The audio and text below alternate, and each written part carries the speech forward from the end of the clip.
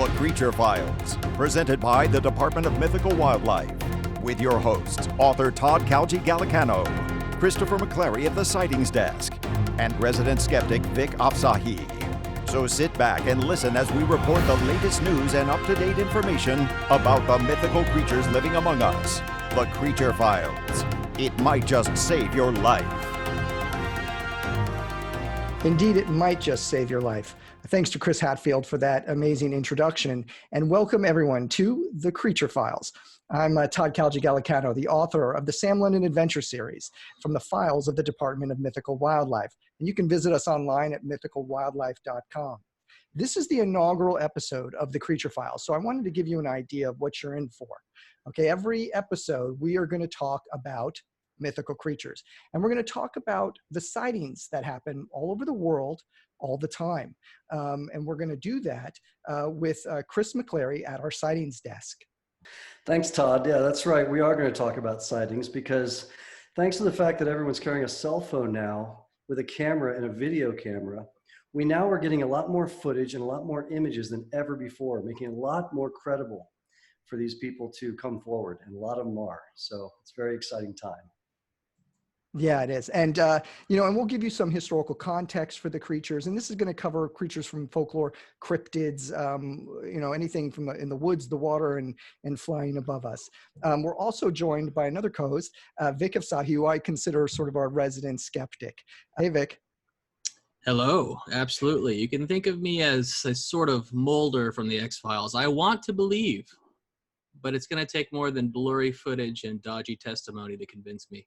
I'm going to be asking all the right questions to keep these guys on track. Yes, appreciate that. And then once we do our sightings desk, we're also going to do something called the creature feature. And the creature feature is going to spotlight a particular mythical creature. And we're going to give you some history about it and tell you what you need to know. And then we're going to be joined by an expert, or in some cases, a witness. So these are people that might have actually seen these creatures in the wild. And we'll talk to them about them and see, what they have any tips for finding them ourselves, or maybe what we need to do to protect ourselves from these creatures.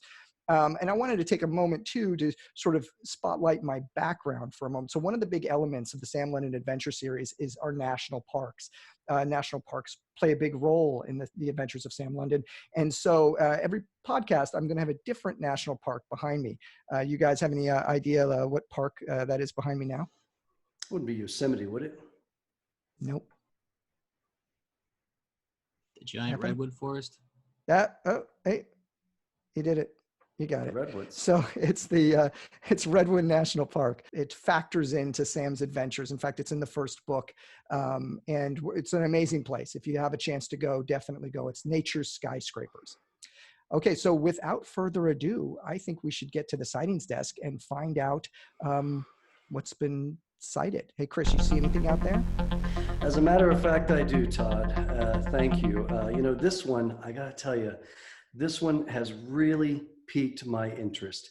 And this takes place in Cornwall, England. Now that is the rugged southwestern tip of England. And what we have is a sighting of a half man, half owl creature. And, they've been talking about this creature being sighted since the 1920s, but no one's seen it since 1976. However, Mark Davies, a local, has sparked fresh interest in this thing because he's captured a video of it.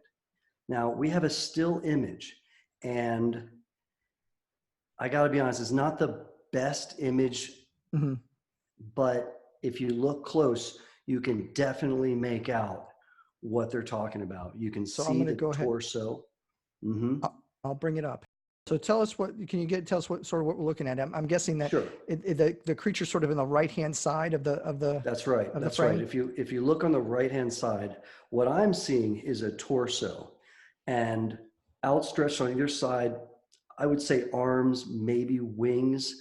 And if you follow those up over the shoulders, you can clearly see there's, I would say, the shape of an owl's head with sort of those horned feathers that come up on either side. There is a video of the creature, and it gives you a little bit more detail than the one we see in that photo. Just so people know, that this is a creature from folklore.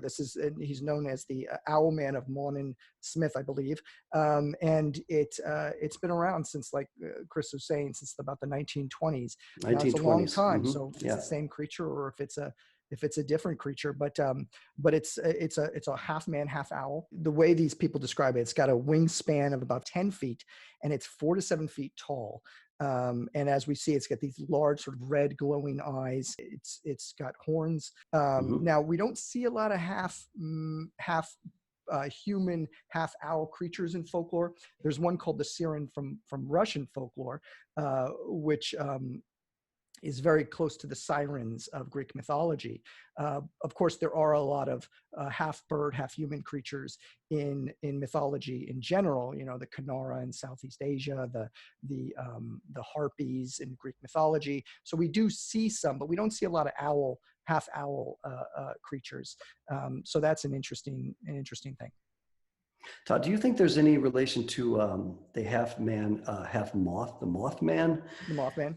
Well, Yeah. a lot of people have made that connection. They believe that's sort of the moth. It's sort of like a version of the Mothman. You That know, I can see. This thing's been seen longer than the Mothman, but you know, and it's been in this particular place. So it's not like it's, you know, going out of this sort of area where it's been seen is here, and it's been seen several times. Vic, what do you think? I don't see how you guys are getting anything out of that photo. I mean, with all that purple haze, it looks more like a Hendrix album than anything else. I don't see the outline of the creature. I don't see how this can even be taken with modern hardware. This whatever cell phone this guy used to record this, it's broken. Well, my guess is he was probably using some sort of a night filter so it would come in clearer. Could be, I suppose. I hope the video is a little bit more telling than the still from it. If this still is the best representation of the video, I don't think you have a lot to work with here. Look, admittedly, it's not the clearest footage, but you know, Vic, you're going to have to use your imagination a little bit as you look at this image. There's clearly a figure. So we'll see. Well, I guess we'll just have to keep our ears out and see if we hear anything else about this creature. It is interesting that people keep seeing the same thing, and it's over the course of, you know, 100 years. All right, everybody, that brings us to the creature feature of the week. And what better creature to start out the creature files with than Bigfoot, right? He's the sort of the father of all cryptids and creatures that lurking in the woods. The one creature that really has baffled people for a very long time. And I would say it as well, is that there are variations of Bigfoot all over the world. It's like every continent has their own version of Bigfoot. I mean, we have Bigfoot, there's the Yeti, there's the Yowie in Australia, the Gray Man in the United Kingdom, the Almasty in Asia. So we've seen variations of Bigfoot in folklore, but the American Bigfoot, that one's taken on a whole world of lore and legend.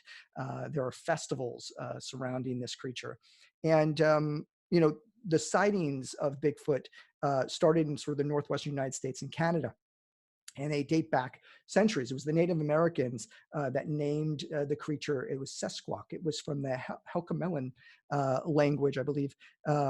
Yeah, Halkomelon. I don't know if I'm saying that right, but it's a language of an indigenous people of British Columbia. And that term sort of morphed into what we now know as Sasquatch. And it was very big in Canada in like the 1920s, but the name Bigfoot was coined much later in the late 50s by the Humboldt Times. And it was a guy by the name of Jerry Crew who had found this footprint that was about 16 inches big. Now, people believe the creature stands about 6 to 9 feet. They're bipedal and covered in dark hair. About a third of all sightings of the creature happen in the Pacific Northwest, so California, Oregon, Washington. It doesn't mean it doesn't happen elsewhere, and we'll talk about that in a minute. There have been over 1,000 sightings just between 1818 and 1980 alone, according to 2 researchers. And it even has a scientific name. The creature is known as Homo sapiens cognatus. Now, the most famous footage of Bigfoot was the Patterson-Gimlin film, the famous film of Bigfoot walking and kind of looking back. Now, there are a lot of people that believe that Bigfoot is real, and some of them might surprise you. You know, primatologist Jane Goodall is on record as saying she believes Bigfoot exists. Now, there are a lot of variations of Bigfoot just in our country alone, in the United States. Even though there's a lot of variations over the world, there's several just in the United States. I mean, Bigfoot and Sasquatch are pretty much the same creatures, just different ways of naming it. But there are also variations that are different in distinct ways. So you have the skunk ape of the South in Florida, and those are a different kind of Bigfoot related to it, but unique in its own right. And we'll cover the skunk ape in a coming episode. You also have the skookums, which are creatures that are mainly, I believe, in the Washington State area, and we'll talk about those as well on a future episode. So there are some variations of Bigfoot inside the United States, but we're going to focus today on the Bigfoot we all know, the one that's been made so famous in movies and in TV. Everyone's hunting for Bigfoot. We are incredibly lucky on this episode to have someone who's actually seen Bigfoot. Gayle Beatty of the Bigfoot Researchers of Hudson Valley is on the line, and I just want to thank her so much for coming on. Gayle, can you hear me? Yes, I can. You're welcome, and thank you for having me. No, we're excited to talk to you. Now, you have a book for kids, and so I just want to talk about that real quick. So it's a young researcher's guide to Bigfoot. So before we jump into it, you can tell us a little bit about the book right off the bat. Well, it's actually a guide. I have a friend, his name is Jeremy Davidson. He's an actor. He's married to Mary Stuart Masterson, and they moved to the Hudson Valley a few years ago, and he has 4 little children. And he would come over to visit and talk about Bigfoot, and he had the kids with him, and we gave Jeremy a necklace with a Bigfoot on it. And when he got home, his little girl said, "Daddy, what is a Bigfoot? What is it?" And he didn't know how to explain it to her. So I said, geez, I think it's time that we wrote a children's book to kind of, give him an idea about these creatures. I'm calling them creatures, but they have language and family units, so I don't know if that's the correct thing to call them, but we decided to write a children's book, and I have a co-author, Debbie Ray, and we just sat down and we didn't make it frightening or anything. We just told it as we are learning about them. So it's not scary at all, and it's good for adults as well as children. The parents could take the children out and look for tracks or broken branches or structures that they make. So yeah, it's a pretty good book. That's great. Well, thank you. I mean, yeah, and and we'll talk. We'll put it up on the site. Put the links. It's available on Amazon and Barnes and Noble, so you can get it there. So we'll put all that information up. And now my first question is probably a question you heard before. How did this all happen? I mean, how did you get involved in this mystery? Well, when I was a teenager, I grew up on the base of Stissing Mountain in the town of Pine Plains. And one night I decided I was going to go camping because I was always into nature and outdoors and tracking and fishing and hunting. So I had spent a lot of time up on the mountain and never feared anything, never had a reason to fear. And one night I went up and I was going to solo camp. So I set up my tent, and it started to get dark. And I heard this really loud owl that sounded like an 800-pound owl. It was very odd, and it was like right above me in the tree. And I said, okay, it's just an owl. Don't be scared. And then the next thing I heard was the most god-awful, terrifying yell, scream, howl, like it vibrated my chest.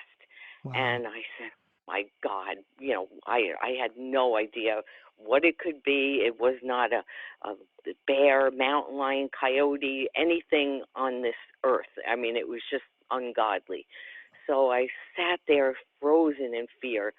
And then eventually I said, whatever this thing is, if I just sit here, it's going to get me.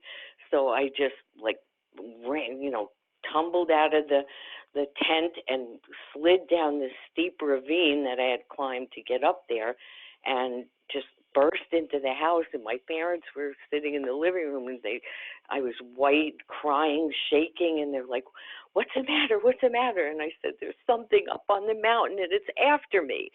And so then I, went about my life, and it wasn't until 2011 when I had that show Finding Bigfoot on, and I was doing the dishes in the kitchen, and the show was on, and I heard that same sound, that howl, yell, and I said, that's what was on the mountain. That's what I heard.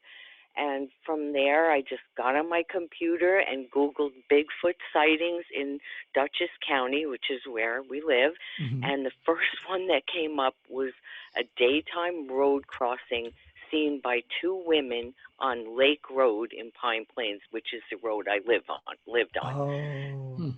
That really Wow. sparked my curiosity. Yeah. From there, I just read everything, ordered books on Amazon, watched YouTube clips, started my Facebook group, started my investigations on local farms, and I know a lot of people up here, and it's a pretty rural area, even though we're only 2 hours from Manhattan. But we live around farms, so I just started investigating, and it wasn't very long before I found tracks, hair on barbed wire fences, structures, and talked to different farmers, and found out, years ago, one was looking in our dining room window one night, and it was just incredible. And since then, I think I have close to 300 reports of local encounters in the Hudson Valley. That would include Putnam County, Ulster, Dutchess, and Columbia counties. So it's just incredible. Yeah. Wow. And then, so what can you tell us about the creature in terms of maybe what it looks like, behavior, what you know? Okay. They look different. They can have white hair. They can have red or auburn, black, gray, or brown. Mm-hmm. They all look different, just like people, and they have different personalities. Some are, more tolerant of humans than others, and some can be very aggressive. They live in family groups or clans, we call it. Okay. And they have young just like we do. Sometimes twins have been reported. They're very protective of their young, which is a natural thing for any parent.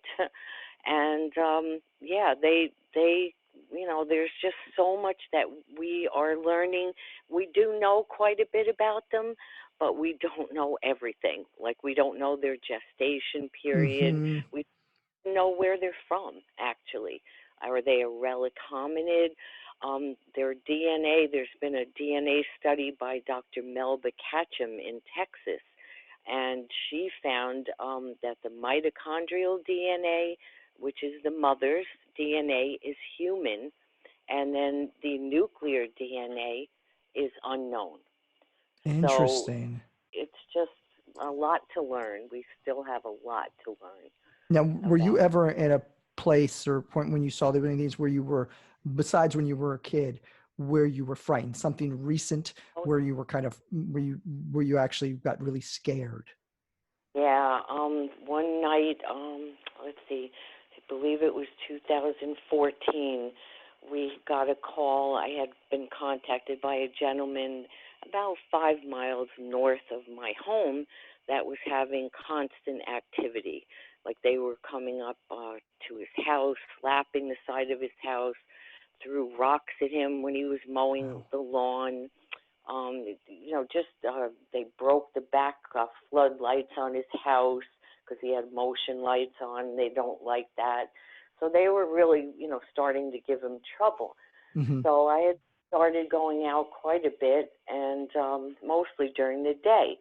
but I was contacted by this couple of gentlemen from Massachusetts, and they said, Gayle, we will come. We have a FLIR camera, which is a night vision camera. Mm-hmm. It's very expensive, and we didn't, at the time have the money to buy a $6,000 night vision camera. So I said, sure, come on up. So we went out during the day. It was freezing cold, December 30th, and we got the lay of the land, showed the guys around, and then we went in to have a bite to eat. So then I said, all right, I'm going to step out. The guys were gearing up with cameras and, warm clothing and stuff. So I stepped out on his porch, and immediately they broke a tree and threw it down into the creek, which was on his property. So I said, hurry up, guys, they're out here. So we all walked out, and we went down towards this rickety fence that he had, and then the creek was on the other side of the fence. The man with the camera said, contact, because he was scanning the woods, and he got four of them on the FLIR camera. And so he was passing the camera to each of us to look, and it was recording as well. And they got so mad that they broke live trees, like really, a couple of feet in diameter, like pretzels. Oh and my gosh. Everybody, I just said, guys, let's get back to the house. We got him really angry. So we all ran back to the house. The one guy that had the FLIR camera got hit with infrasound, which is something that elephants and lions use. It's a low frequency sound that they make, and it immobilizes you. And it spun him around, and I grabbed a hold of him, and he was shaking. He was nauseous, dizzy. We got him into the house. It took him at least a half an hour to get, back to where he was coherent. And so that was a real scary night. And what would you point to as an artifact or video that you feel is the best evidence? Like when people are like, okay, prove it to me. Where's your first sort of point to? Let me think. I mean, I've found at least 15 sets of 15 tracks. I've got them cast. So, that's a track. An animal has to make that, and a heavy one, because they're, pretty deep in the ground. So the tracks, the hair, the scat, which we've also found, that's all physical evidence. But, I don't believe in trying to harm one or kill one for the sake of science. For sure. But some people think that's the only way that we could prove it, but I don't think that's the right way to do it. Two more questions. So one, where would you say for people to find? I mean, obviously in we're around where you are, there's lots of sightings. And then the other question would be, how would people, if they're going to go and hunt for these things, what should they do to sort of protect themselves? If they feel they're in the presence of one of these things. Be respectful. And I also say never go alone, ever. Always, take a buddy or two or three people with you, or let them know, other people know where you're going. They are unpredictable. So, you might have one clan that's great, but then you'll go into another section and there could be a rogue that's cast out of a clan, and they can be dangerous. And just keep your eyes and ears open, and they also a lot of times will be in the trees. So you'll be walking along a trail and, looking for tracks on the ground or broken branches or whatever, but you don't think that they could be right up in the tree above you. So I don't encourage children to go out without adult supervision. Of course, yes. Yeah. And I wouldn't go out. I'm an adult. Yeah. This is scared the bejesus out of me. So I'm pretty, I won't go. Now I want to hand over to, so Chris, do you have any questions you want to, any questions? Wow. I just want to say thanks, Gayle. This has really been enlightening and really an amazing to hear your story. I have one question.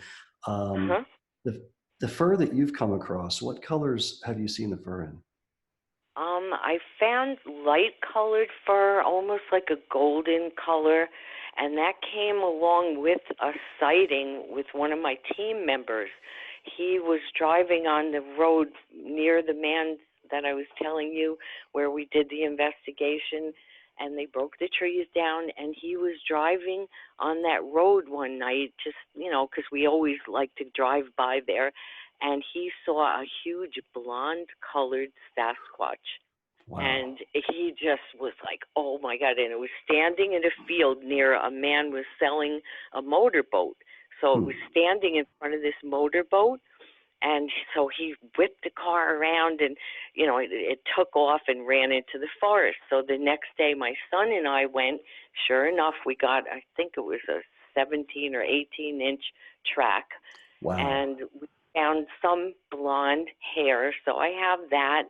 And then brown, a lot of times auburn, but yeah, they can be any color, just like people, have different color hair. Sure. Makes sense. Yeah, Yeah. very enlightening. Thank you. You're Vic, welcome. Do you have any questions? Yeah, this is so fascinating to me. I mean, because the accounts of people who see these things firsthand are always so much more interesting than things that you hear secondhand or reported through the news and things like that. So thank you for sharing your story with us. You're welcome.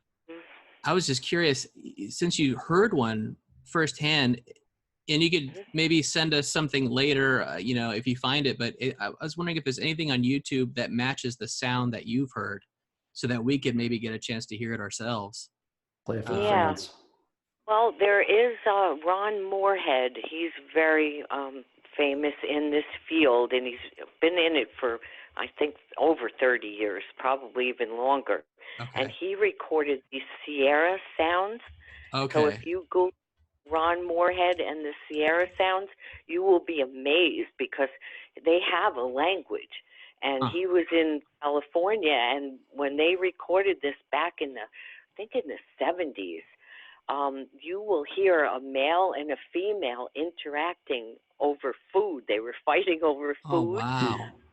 Yeah, it's incredible. They call it the samurai chatter. But if you just Google Bigfoot vocalizations, there's some really good stuff on YouTube that, a lot of people like to dismiss the videos and, that's a hoax or whatever. But a lot of this stuff coming out now with better cameras and everyone's got cell phones, some of this stuff really is quite good. Great information, Gayle. And now you have it's the Bigfoot Researchers of Hudson Valley, right? And people can visit them on Facebook? Yes. And then I have a YouTube page as well. It's either Bigfoot Researchers of the Hudson Valley or Hudson Valley Squatch 1. And then we have a website, bigfootresearchers.com. Okay, great. And you send me those links and I'll put them up on the page when the episode airs. And just to come back to the young, it's the A Young Researcher's Guide to Bigfoot. Great. There it is.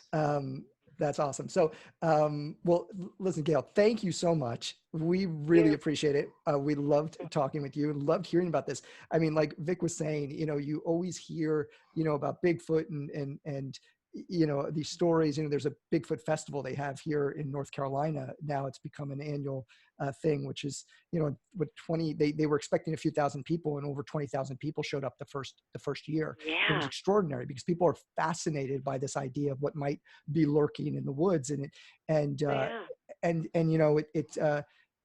You hear these stories, as Vic was saying, secondhand. You don't really get when you get it from a person that's actually witnessed it, it takes on a whole new life. It just becomes so much more real to you that you can kind of understand, why people believe that Bigfoot exists. Why? I mean, it's not just that they're looking at, photos and saying, no, they've had experiences that have changed them dramatically.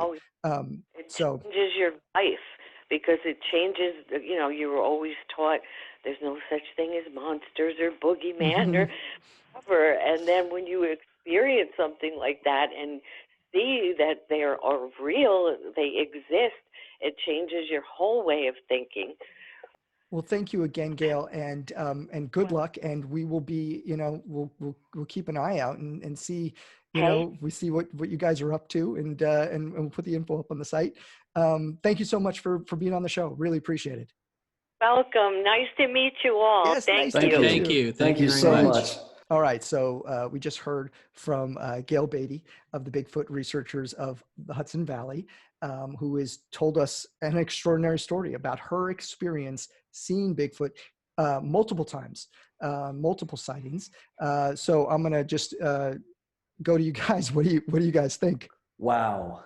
All I can say is that was really an amazing account. I've never heard anything with so much detail and just firsthand experience. I mean, what an incredible experience she's had with this. Wow. Yeah, I normally I'd be very skeptical of these things, but when you hear from someone who's seen it firsthand, heard it firsthand, felt this thing, just a foot from her, it sounds so convincing. I think she's telling the truth. I gotta, I want to hear these sounds that she mentioned, about these Sierra sounds, and I'd love to see her footage from the FLIR camera that she captured.